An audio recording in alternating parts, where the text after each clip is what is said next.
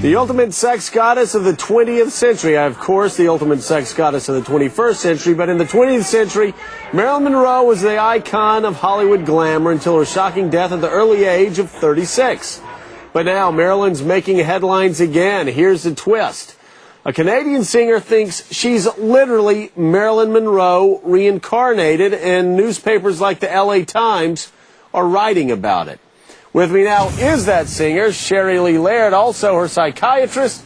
We have Dr. Adrian Finkelstein. He says the research that he's done proves Sherry Lee really was Marilyn Monroe in another life. So tell me, Sherry, when did you get the idea first that you were Marilyn Monroe reincarnated? When I was very, very little. I was around 5. And it came as flashbacks and chest pains and frights, and it wasn't a pleasant experience, to be quite honest. When you were 5 years old, you had flashbacks that you were Marilyn Monroe? Yes. What do you remember first about her life? What I first remembered actually was the servicemen around.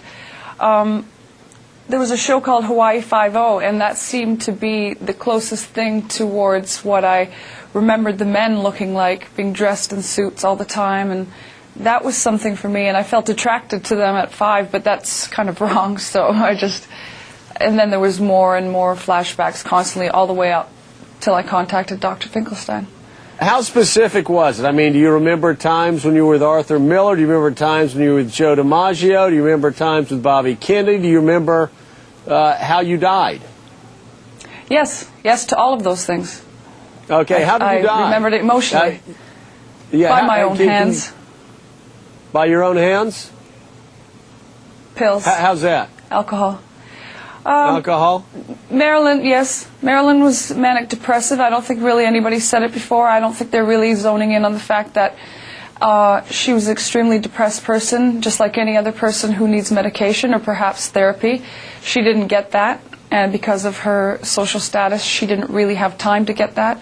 And she got iller, and she died. That's just the way it is. She was suicidal.